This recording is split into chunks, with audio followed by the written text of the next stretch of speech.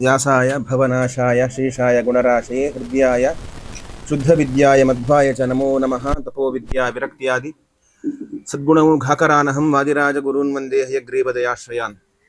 ಶ್ರೀ ಗುರುಭ್ಯೋ ನಮಃ.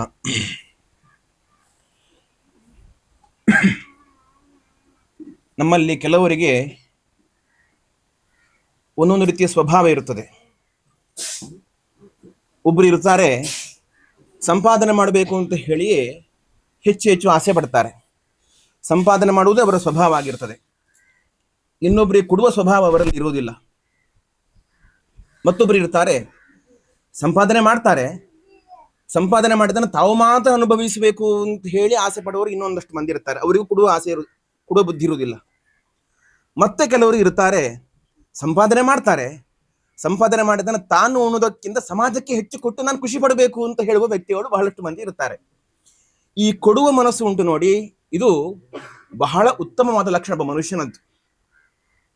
ಒಬ್ಬ ವ್ಯಾಪಾರಿ ಇದ್ದಂತೆ. ವ್ಯಾಪಾರಿ ಅವನು ಕಾಡಿನ ದಾರಿಯಲ್ಲಿ ಹೋಗ್ತಾ ಇದ್ದ. ದಾರಿಯಲ್ಲಿ ಹೋಗಬೇಕಾದ್ರೆ ಅವನಿಗೆ ಭಯ ಉಂಟಾಯಿತು. ಕಾಡಲ್ಲಿ ಹೋಗ್ತಾ ಇದ್ದೇನೆ, ಜೋಳಿಗೆಯಲ್ಲಿ ಸ್ವಲ್ಪ ದುಡ್ಡು ಉಂಟು, ಏನಾದರೂ ಹೆಚ್ಚು ಕಡಿಮೆ ಆದರೆ, ದರೋಡೆ ಆದರೆ ಅಂತ ಅವನಿಗೊಂದು ಭಯ ಉಂಟಾಯಿತು. ಜೊತೆಗೆ ಯಾರಾದರೂ ಒಬ್ರು ಸಿಕ್ಕರೆ ಒಳ್ಳೆದಿತ್ತಲ್ವಾ ಅಂತ ಯೋಚನೆ ಮಾಡಿದ. ಸ್ವಲ್ಪ ದೂರಿಗೆ ಹೋಗಬೇಕಾದ್ರೆ ಒಬ್ಬ ಸನ್ಯಾಸಿ ಸಿಕ್ಕಿದ್ನಂತೆ. ಧೈರ್ಯ ಆಯ್ತು ಅವನಿಗೆ, ಈ ಒಬ್ಬ ಸನ್ಯಾಸಿ ಸಿಕ್ಕಿದ ನನಗೆ, ಹಾಗಾಗಿ ನನ್ನ ಸಂಪತ್ತಿಗೆ ಏನಾಗ ತೊಂದರೆ ಆಗೋದಿಲ್ಲ ಅಂತ ಅವ್ರ ಜೊತೆಗೆ ಹೋಗೋಣ ಅಂತೇಳಿ ಅವ್ರ ಜೊತೆಗೆ ಹೆಜ್ಜೆ ಹಾಕೊಂಡು ಹೋಗ್ತಾ ಇದ್ನಂತೆ. ಮಧ್ಯಾಹ್ನದ ಹೊತ್ತು ಹಸಿವೆ ಆಗ್ತಾ ಉಂಟು, ಊಟ ಮಾಡೋಣ ಅಂತ ಸನ್ಯಾಸಿ ಬಳಿ ಹೇಳಿದ್ನಂತೆ. ಸನ್ಯಾಸಿ ಆಯ್ತು ಮಾಡೋಣ ಅಂತ ಹೇಳಿದ್ನ. ನನ್ನ ಬಳಿಯಲ್ಲಿ ಬುತ್ತಿ ಉಂಟು, ಬುತ್ತಿಯನ್ನು ನಿನಗೂ ಕೊಡ್ತೇನೆ, ನಾನು ನಿಮ್ಗೆ ಪಾಲು ಕೊಡ್ತೇನೆ ಅಂತ ಹೇಳಿದ್ನಂತೆ ಈ ವ್ಯಾಪಾರಿ. ಮರದ ಬುಡದಲ್ಲಿ ಕುಳಿತುಕೊಂಡು ಬುತ್ತಿಯನ್ನು ಓಪನ್ ಮಾಡಿದ್ರು. ಇಬ್ಬರು ಹಂಚಿಕೊಂಡು ತಿನ್ಲಿಕ್ಕೆ ಆರಂಭ ಮಾಡಿದ್ರು. ಈ ಸನ್ಯಾಸಿ ಕೂಡ ಅವನ ಜೋಳಿಗೆಯಲ್ಲಿ ಒಂದಷ್ಟು ಸಾಮಾನು ಇತ್ತು. ನಾನು ಒಂದಷ್ಟು ಉಂಟು ನೋಡ್ತೇನೆ, ಏನುಂಟು ನೋಡ್ತೇನೆ, ಅದನ್ನು ಕೊಡ್ತೇನೆ ನಿನಗೆ ಅಂತೇಳಿ ಸನ್ಯಾಸಿ ಅವನ ಜೋಳಿಗೆಯನ್ನು ಬಿಚ್ಚಿದ. ಜೋಳಿಗೆಯನ್ನು ಬಿಚ್ಚಿ ಅಲ್ಲಿ ಹುಡುಕಬೇಕಾದ್ರೆ ಒಂದು ಕಲ್ಲನ್ನು ಕಂಡ ಈ ವ್ಯಾಪಾರಿ.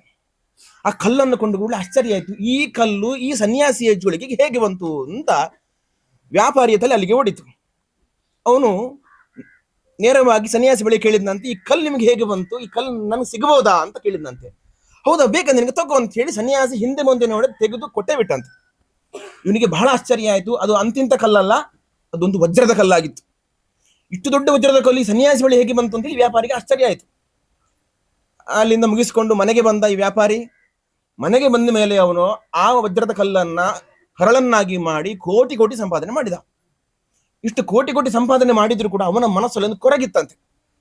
ಇವತ್ತು ನನ್ನ ಈ ಪರಿಸ್ಥಿತಿ ಕಾರಣ ಆ ಸನ್ಯಾಸಿ ಕೊಟ್ಟಂತಹ ಕಲ್ಲು, ಆದರೆ ನಾನು ಸನ್ಯಾಸಿಗೊಂದು ಕೃತಜ್ಞತೆಯನ್ನು ಹೇಳದೆ ಬಂದಿದ್ದೇನಲ್ವಾ ಅಂತೇಳಿ ಮನಸ್ಸಲ್ಲಿ ಅವನಿಗೆ ಕೊರಗಿತ್ತಂತೆ. ತನ್ನ ಎಲ್ಲ ಶಿಷ್ಯರಿಗೆ ಹೇಳಿದ, ಆ ಸನ್ಯಾಸಿ ಕಂಡ್ರೆ ಕರ್ಕೊಂಡು ಬನ್ನಿ ಎಲ್ಲಿಯಾದ್ರೂ ನೋಡಿ ಅಂತ. ಶಿಷ್ಯರೆಲ್ಲ ಹುಡುಕಾಡ್ಕೊಂಡು ಹೋದ್ರು.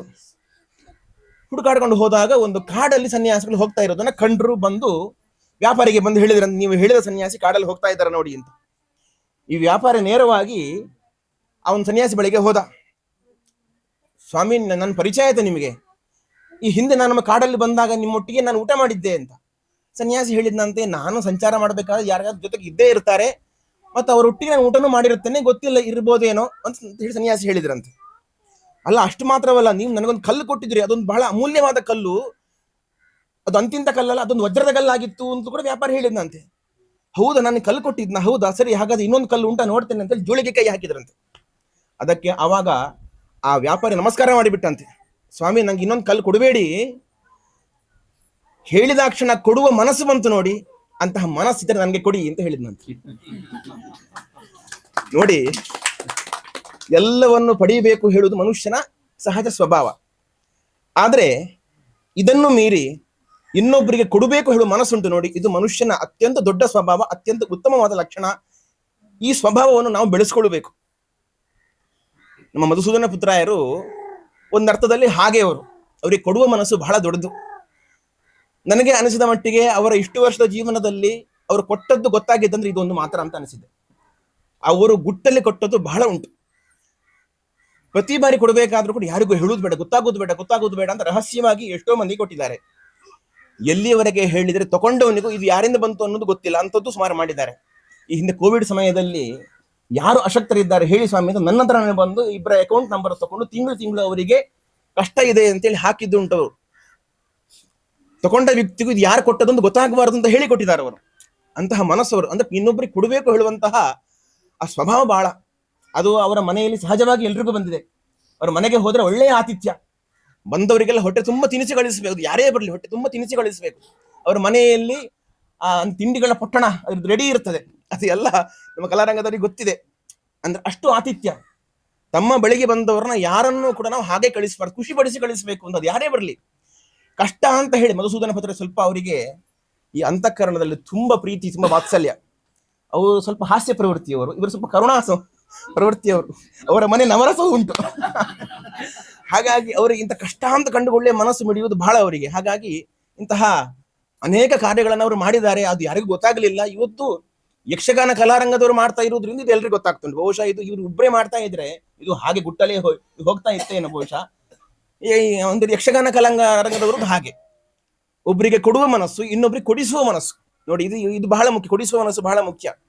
ಸಿಕ್ಕರೆ ನಮಗೇ ಸಿರ್ಲಿ, ನಮ್ಮ ಕಲಾರಂಗಕ್ಕೆ ಸಿಗಲಿ, ಇನ್ನೊಂದಷ್ಟು FD ಮಾಡಿಟ್ಟು ನಾವು ಬಡ್ಡಿ ಬರುವಾಗ ಮಾಡ್ಕೊಳ್ವಾ ಅಂತ ಹೇಳುವ ಮನಸ್ಸಿನ ಸಂಸ್ಥೆಗಳು ಇವತ್ತು ಬಹಳಷ್ಟು ಉಂಟು. ಇದನ್ನೆಲ್ಲವನ್ನು ಮೀರಿ ಯಕ್ಷಗಾನ ಕಲಾರಂಗದವರು ತಮ್ಮ ವ್ಯಾಪ್ತಿಯನ್ನು ಮೀರಿ, ಈ ಯಕ್ಷಗಾನದ ವ್ಯಾಪ್ತಿಯನ್ನು ಮೀರಿ, ಅವರ ರಂಗಸ್ಥಳ ಬಹಳ ದೊಡ್ಡದು. ಯಕ್ಷಗಾನದ ರಂಗಸ್ಥಳ ಅವರಿಗೆ ಸಾಕಾಗುವುದಿಲ್ಲ. ಯಕ್ಷಗಾನದ ರಂಗಸ್ಥಳ ನಿಮಗೆ 10x10, ಇವರಿಗೆ ಎಷ್ಟಿದ್ರೂ ಸಾಲುವುದಿಲ್ಲ. ಅವರು ವಿದ್ಯಾಪೋಷಕ ಉಂಟು, ಇಂಥ ಗೃಹ ನಿರ್ಮಾಣ ಉಂಟು, ಹೀಗೆ 10 ಹಲವು ಸಮಾಜಕ್ಕೆ ಯಾವುದು ಬೇಕು ಅಂತ ನೋಡಿ ಗಮನಿಸಿ ಅಲ್ಲಿ ಯಕ್ಷಗಾನ ಕಲಾರಂಗ ಸದಸ್ಯರು ಸಿದ್ಧರಿರ್ತಾರೆ. ನಾವು ಇದ್ದೇವೆ ಇಲ್ಲಿ ಅಂತ. ಅವರು ಅಂದ್ರೆ ಯಾವುದೇ ರಾಜಕೀಯಕ್ಕೆ, ಪುತ್ರರು ಹೇಳಿದ್ರು, ಅವರು ಯಾವುದೇ ರಾಜಕೀಯಕ್ಕೆ ಹೋಗುವುದಿಲ್ಲ, ಮತ್ತೆ ಇನ್ಯಾವುದೋ ರೀತಿಯ ಈ ಲೂಸ್ ಟಾಕ್ ಮಾಡುವುದಿಲ್ಲ.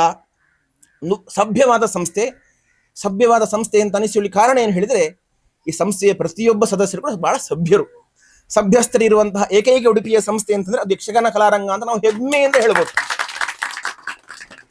ಎಷ್ಟೋ ಸಂಸ್ಥೆಗಳು ನೋಡಿದ್ದೇನೆ ನಾನು, ಒಂದಲ್ಲ ಒಂದು ರೀತಿಯಿಂದ ಕಾಂಟ್ರವರ್ಸಿ ಮಾಡಿಕೊಂಡ ವ್ಯಕ್ತಿಗಳೇ ಅಲ್ಲಿ ಅಧ್ಯಕ್ಷರು, ಉಪಾಧ್ಯಕ್ಷರು, ಕಾರ್ಯದರ್ಶಿಗಳು ಆಗಿರ್ತಾರೆ. ಎಲ್ಲ ಹಗರಣಗಳನ್ನು ಮಾಡಿಕೊಂಡವರೇ. ಆದ್ರೆ ಇಲ್ಲಿರುವ ಪ್ರತಿಯೊಬ್ಬ ಸದಸ್ಯನೂ ಕೂಡ ಯಾವುದೇ ಹಗರಣ ಇಲ್ಲ, ಶುದ್ಧ ಚಾರಿತ್ರ್ಯ ಉಳ್ಳಂತ ವ್ಯಕ್ತಿಗಳೇ ಈ ಸಂಸ್ಥೆ ನಡೆಸ್ತಾ ಇರುವುದರಿಂದ ಇಷ್ಟು ಪಾರದರ್ಶಕವಾಗಿ 66 ಮನೆಯನ್ನ ಕೆಲವು ವರ್ಷಗಳಲ್ಲಿ ಸಮಾಜಕ್ಕೆ ಮುಟ್ಟಿಸ್ಲಿಕ್ಕೆ ಆಗಿದೆ. ಅವರು ಹೇಳಿದ್ರು 67 ಆಗ್ಬೇಕಿತ್ತು, 66 ಅಂತ ಅಂದ್ರು. ಅದು 66 ಆಗಿದ್ದು ಕರೆಕ್ಟ್ ಆಗಿದೆ. ನಮ್ಮ ಮಧುಸೂದನ ಪುತ್ರರಿಗೆ ಈಗ 66 ಈಗ ಆರಂಭ, ಇದು 66 ಆರಂಭ. ಹಾಗಾಗಿ 66ಕ್ಕೆ ಆಗಿದ್ದು ಬಹಳ ಸೂಕ್ತ. ಮತ್ತೆ ಅವರ ಹೆಂಡತಿ ಹೆಸರಿನಲ್ಲಿ ಮಾಡಿದ್ದಾರೆ. ಅವರ ಹೆಂಡತಿಯೂ ಕೂಡ ಹಾಗೆ. ಅವರ ಹೆಸರು ಸರಸ್ವತಿ ಅಂತ, ನಾವು ಅವ್ರನ್ನ ಕರೆಯೋದು ವಿನಾಯಕ ಅಂತ ಕರೆಯೋದು. ಅಷ್ಟೇ ವಿನಯ ಸ್ವಭಾವ ಅವರದ್ದು. ಅವ್ರಿಗೆ 2 ಹೆಸರಿತ್ತು ಅವರಿಗೆ. ಅವ್ರ ಮೊದಲ ಹೆಸರು ಸರಸ್ವತಿ ಅಂತ ಹೇಳಿ. ಅವ್ರು ನಿಜವಾಗಲೂ ಆ ಹೆಸರಿಗೆ ಅವರು ಅನ್ವರ್ಥವಾಗಿ ಇದ್ದವರು. ಅವರು ಅಷ್ಟು ಒಂದು ಒಳ್ಳೆಯ ಸ್ವಭಾವ ಅವರದ್ದು. ಅವರ ಹೆಸರಿನಲ್ಲಿ ಈ ಒಂದು ಮನೆಯನ್ನು ಅವ್ರು ಮಾಡಿಸಿಕೊಟ್ಟಿದ್ದಾರೆ. ಇನ್ನು ಮನೆಯನ್ನು ಪಡೆದುಕೊಂಡವಳು ಕೂಡ ಅವಳು ತುಳಸಿ ಅಂತ ಹೇಳಿ, ಅವಳು ಬಹಳ ಚೆನ್ನಾಗಿ ಮಾತಾಡಿದ್ಲು. ಅವಳ ಜೀವನದ ಆ ಎಲ್ಲ ಏಳು ಬೀಳುಗಳನ್ನು ಹೇಳಿಕೊಂಡು ಈ ಎಲ್ಲ ಕಥೆಗಳನ್ನೆಲ್ಲ ಹೇಳಿದ್ಲು. ಮುಂದಿನಾಗಿ ಇಂಜಿನಿಯರ್ ಆಗಬೇಕು ಅಂತಂದು ನಾನು ಹಾಗೆಯೇ ಆಗ್ತೇನೆ ಅಂತ ಆ ಕಾನ್ಫಿಡೆನ್ಸ್ ಅವರಲ್ಲಿ ಉಂಟು. ಆ ಕಾನ್ಫಿಡೆನ್ಸ್ ನನಗೆ ಬಹಳ ಖುಷಿ ಆಯಿತು.